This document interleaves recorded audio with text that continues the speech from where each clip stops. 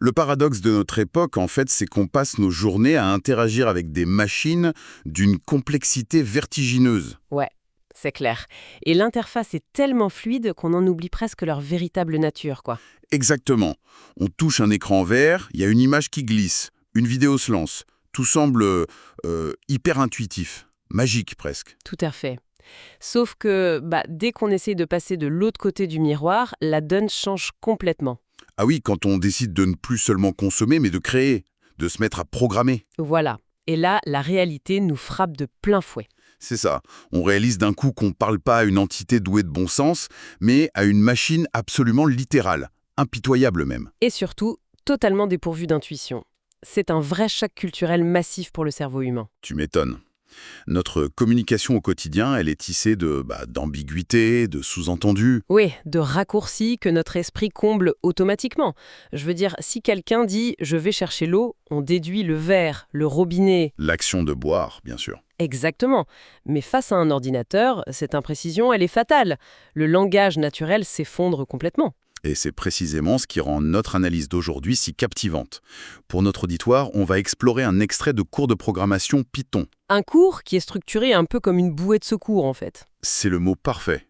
Une bouée de secours pour les esprits qui se noient dans cette transition vers le code. Ouais, parce que l'approche ici, elle ralentit volontairement le rythme pour vraiment décortiquer les fondations brutes. Mais du coup, notre mission aujourd'hui, elle va bien au-delà d'une simple leçon de syntaxe.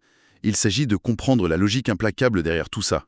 Absolument. De voir comment cette rigidité nous force à restructurer notre propre pensée. Et surtout, comment on construit un système censé être parfait tout en sachant qu'il va être manipulé par des humains, des êtres fondamentalement chaotiques. Grave. Et cette idée de bouée de secours, elle est vitale. Parce que la frustration du débutant, c'est pas un manque d'intelligence. Non, c'est juste une incompatibilité totale de traitement de l'information. Voilà. Le cerveau humain filtre les erreurs, l'ordinateur, lui, s'en nourrit pour s'arrêter net. Il bloque. Donc revenir au fondement absolu, genre comment nommer une donnée, comment anticiper une erreur, c'est la seule façon de maîtriser le truc. Le passage obligé de la frustration à la maîtrise de cette architecture invisible. Alors plongeons directement dans cette intolérance mécanique. Le premier truc qui ressort de ces notes, c'est l'absence totale de pardon. Zéro pardon pour l'approximation. Rien que la sensibilité à la casse. Si on écrit la fonction print, tu sais, le truc pour afficher du texte, avec un grand P majuscule au lieu d'un petit p minuscule, Le programme s'effondre. direct. C'est ça, il déclare une erreur fatale, genre print is not defined. L'ordinateur lève virtuellement les bras au ciel et refuse d'avancer. Et en tant qu'humain, on a juste envie d'hurler, mais c'est la même lettre, tu sais très bien ce que je veux dire. Tellement. Mais pour la machine, techniquement, c'est pas la même lettre. Pas du tout, non. Ce qu'il faut capter, c'est qu'en coulisses, l'ordinateur ne lit pas des lettres, il lit des séquences binaires. Des zéros et des uns. Voilà. Le petit p minuscule et le grand P majuscule, ils ont des adresses et des valeurs numériques totalement différentes dans la mémoire. C'est pas juste un caprice du créateur du langage, du coup? Absolument pas. C'est une nécessité pour garantir ce qu'on appelle une exécution déterministe. C'est-à-dire?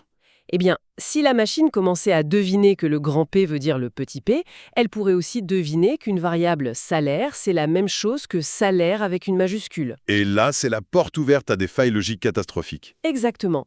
C'est une protection pure et simple contre l'ambiguïté. D'accord. Mais quand le couperet tombe, quand l'erreur survient à l'écran, il y a un réflexe très moderne qui est mis en lumière dans nos sources. Ah, la fameuse tentation de Google. C'est ça. On voit une syntaxe erreur, on la copie-colle direct dans un moteur de recherche. Les notes disent que c'est un piège absolu. C'est un désastre pédagogique, honnêtement. Pourquoi? C'est le premier réflexe de tout le monde, pourtant. Parce qu'une syntaxe erreur, en gros, ça veut juste dire que la grammaire globale n'est pas respectée. C'est super vague. Voilà.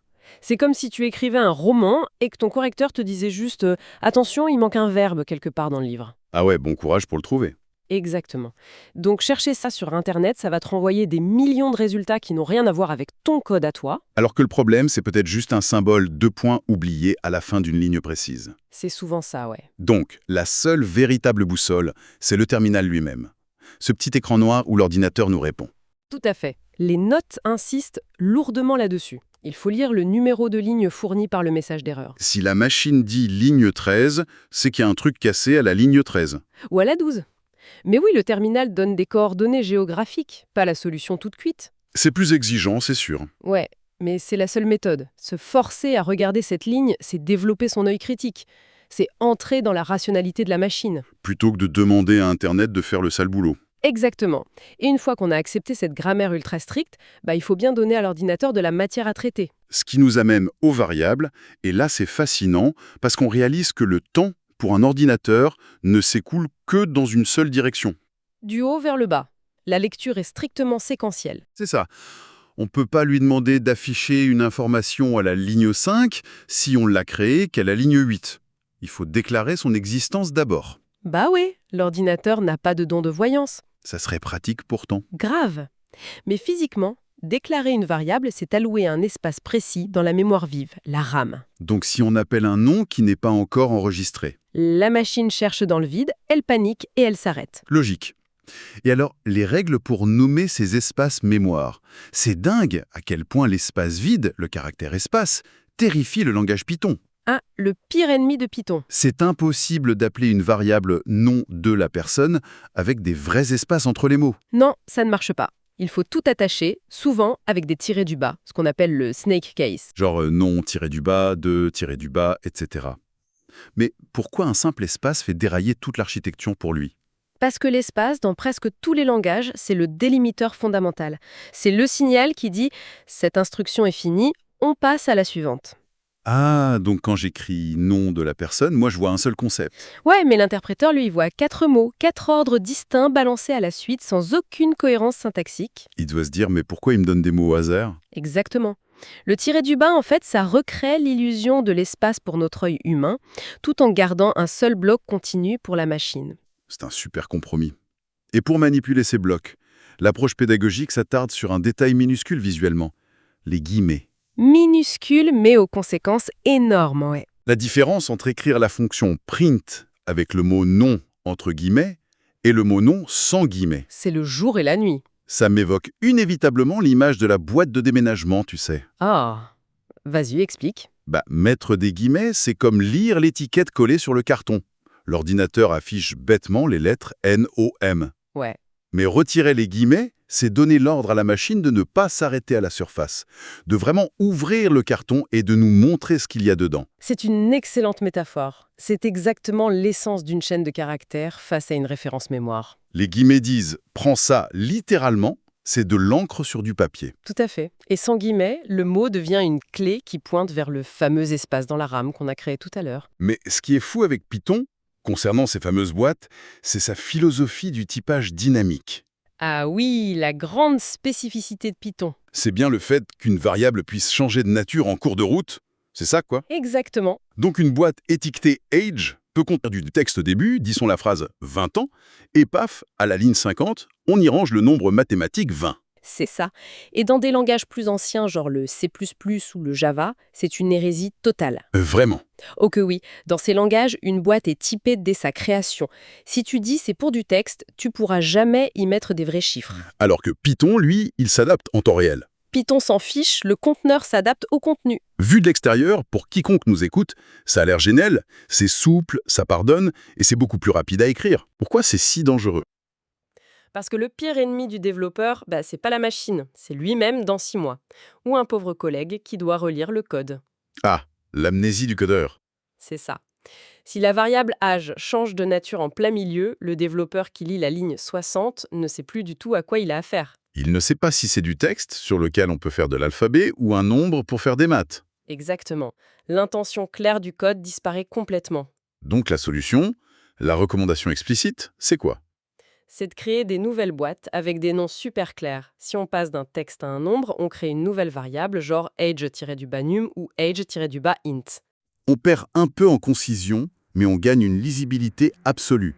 La clarté avant la paresse. Toujours. En fait, coder, c'est avant tout communiquer avec d'autres humains, juste à travers la machine. J'adore cette vision.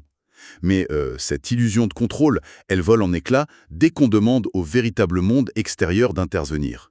L'utilisateur final, le facteur chaos. Voilà, quand on utilise la fonction input pour poser une question et attendre une réponse, là on fait face à la naïveté pure du système.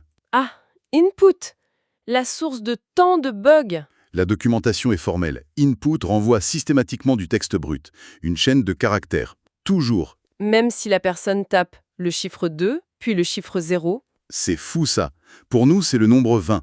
Ouais, mais pour l'ordinateur, taper sur la touche 2 du clavier, ça n'a aucune valeur mathématique intrinsèque. Le clavier envoie juste un signal typographique. Exactement. La machine enregistre l'image d'un 2. Pas du tout le concept de la vingtaine. C'est la grande illusion des données.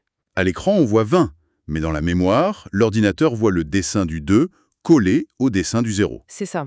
Et c'est là que la confusion des types provoque des catastrophes. C'est clair. Si je prends cette réponse textuelle 20 et que j'essaie de lui ajouter le chiffre 5 avec un signe plus pour faire 25, le programme crache. Erreur de type immédiate. On ne peut pas mélanger de l'encre et des mathématiques, ce qui soulève d'ailleurs un point super intéressant sur l'affichage à l'écran. Tu penses aux 2 méthodes pour joindre des éléments dans un print T. Oui, l'utilisation du symbole plus, la fameuse concaténation, face à la simple virgule. Visuellement, à l'écran, le résultat a l'air identique. Mais l'architecture derrière est complètement différente. Laisse-moi te proposer une théorie là-dessus. J'y pensais en imaginant une cuisine. Vas-y, je t'écoute. Le symbole plus, s'il refuse de mélanger du texte et des nombres, c'est parce qu'il agit comme un mixeur avant même de servir l'assiette. Un mixeur. Il doit vraiment fusionner chimiquement les éléments pour fabriquer un tout nouvel ingrédient, une seule grande chaîne de caractères. Et on ne peut pas mixer de la soupe avec des caillots. Ok, j'aime bien. Et la virgule, du coup? La virgule, ça serait comme servir un grand plateau repas. On pose le bol de soupe ici, le caillou à côté, sans jamais essayer de les fusionner. Et la fonction print apporte le plateau. C'est ça. Elle apporte le plateau à l'utilisateur et gère l'espacement visuel toute seule. C'est un excellent modèle mental. La concaténation avec le plus, c'est vraiment une opération active en mémoire. Le processeur calcule une nouvelle valeur Absolument. Et face à des types incompatibles, il refuse le calcul. et la virgule, du coup, c'est de la délégation de responsabilité. Voilà. On donne à la fonction print une liste d'objets séparés et on lui dit « démerde-toi, je les ai pas mélangés, mais affiche-les côte à côte ». C'est brillant, et Print est programmée pour accepter cette diversité. Elle ajoute même un espace automatique entre chaque élément. C'est qui explique un truc crucial. Pourquoi on ne peut pas utiliser la virgule à l'intérieur de la fonction input? Ah oui, Parce que input est conçu pour n'accepter qu'un seul paramètre. exactement. Elle ne prend qu'une seule consigne texte, contrairement à Print qui peut prendre un plateau gigantesque. Tout dépend de ce que la fonction est capable d'accepter sur son plateau. C'est l'architecture interne qui dicte les règles. Cette intransigeance sur les types, ça nous plonge vraiment dans le boss final de la programmation humaine. Le comportement humain. Le fameux chaos dont on parlait. Reprenons notre utilisateur. On lui demande son âge avec input. On obtient le texte 20. Jusque-là, tout va bien. Mais pour lui dire quel âge il aura l'année prochaine, on doit forcer la conversion de ce texte en vrai nombre. On utilise la fonction int pour entier. C'est ça. Le processeur analyse la chaîne 20, reconnaît notre base décimale et recrée une vraie valeur mathématique. Une nouvelle boîte mémoire, oui. Mais Que se passe-t-il si l'humain, par inattention ou juste pour troller, tape les lettres A, B, C, D au lieu de son âge? là c'est le drame. Le programme essaye d'appliquer la fonction mathématique sur A, B, C, D. C'est absurde. C'est comme demander à la machine d'extraire la racine carrée d'un nuage. Ça n'existe pas. Et la réaction de l'ordinateur, c'est pas de hausser les épaules. Non, c'est l'autodestruction immédiate.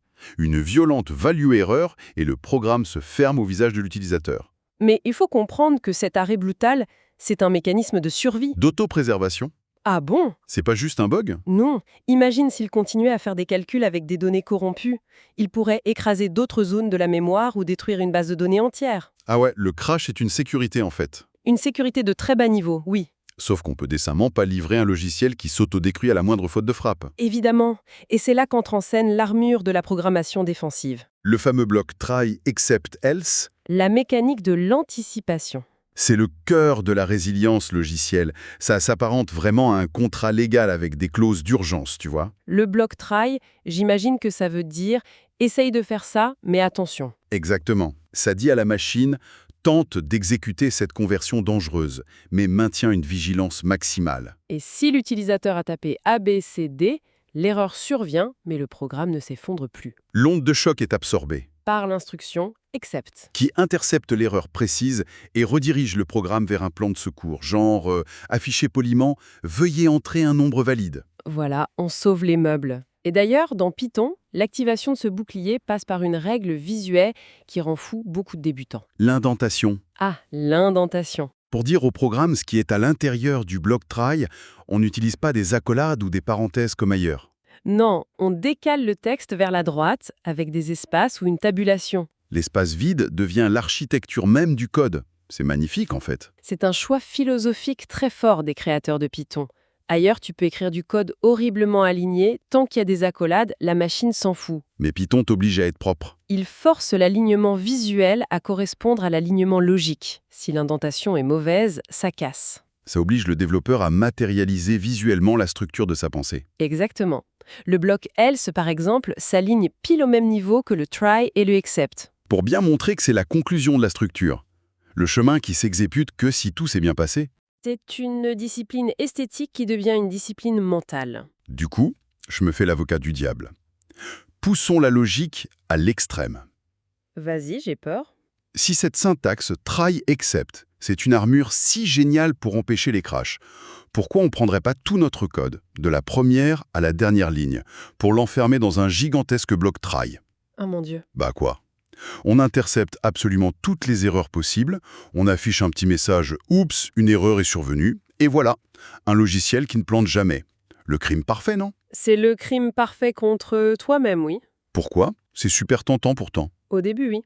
Mais les bonnes pratiques démolissent complètement cette idée. Enrober tout son programme dans un try global, c'est comme Comme quoi? déconnecter le voyant moteur du tableau de bord de ta voiture et te dire que si tu vois pas la lumière rouge, c'est qu'il n'y a pas de panne. Ah ouais, on masque totalement nos propres failles de raisonnement. Mais totalement. Imagine que tu as oublié de transformer un nombre en texte avant de faire un plus. C'est une erreur de ta part, une type erreur. Ok. Si cette erreur est avalée par ton immense filet de sécurité qui affiche juste « Oups », Ah, tu sauras jamais que tu as écrit une ligne absurde. je vais croire que c'est l'utilisateur qui a fait n'importe quoi. Alors que c'est ton architecture interne qui est pourrie. C'est terrifiant en fait. Le bloc try doit être une frappe chirurgicale. On le réserve exclusivement à ce qu'on ne peut pas contrôler, le monde extérieur. L'entrée d'un utilisateur, un fichier corrompu, une panne réseau. Cohérence. On trace donc une frontière infranchissable entre la responsabilité de l'environnement imprévisible et la responsabilité de notre propre logite. C'est brillant. C'est de l'ingénierie pure. Et un filigrane de tout ça, des types, des variables, des interceptions d'erreurs. On réalise qu'un cours d'initiation à Python, c'est carrément une masterclass sur l'épistémologie. Ah bah, la syntaxe, c'est juste de la plomberie intellectuelle, hein. Oui. La vraie métamorphose, c'est de forcer notre esprit, très habitué au flou, à décomposer le monde en processus déterministes. Apprendre à construire des systèmes robustes capables d'accueillir le désordre extérieur sans s'y soumettre. Ce qui m'amène à une réflexion finale pour ceux qui nous écoutent aujourd'hui. En décortiquant cette logique implacable, on s'aperçoit que pour faire un truc banal, genre demander l'âge de quelqu'un, l'architecte du code doit tout modéliser. Chaque trajectoire d'échec possible. Il doit anticiper que la personne tapera des lettres, ou mettra des espaces invisibles, ou appuiera sur Entrée sans rien écrire. Et ça demande une sacrée capacité de projection. Du coup, est-ce que l'art de la programmation n'est pas, paradoxalement, la plus grande école de psychologie comportementale? C'est une excellente question. En cherchant à dicter une logique parfaite à une machine de silicium, l'ordinateur ne fait que nous tendre un miroir. Il révèle à chaque ligne de code à quel point notre propre nature humaine est intrinsèquement brouillonne, imprévisible et totalement chaotique. C'est une super conclusion. Une pensée à garder en tête lorsqu'il s'agira d'interagir avec la prochaine interface qui vous paraîtra en apparence si simple et si magique. Merci à tous les esprits curieux d'avoir partagé cette exploration avec nous.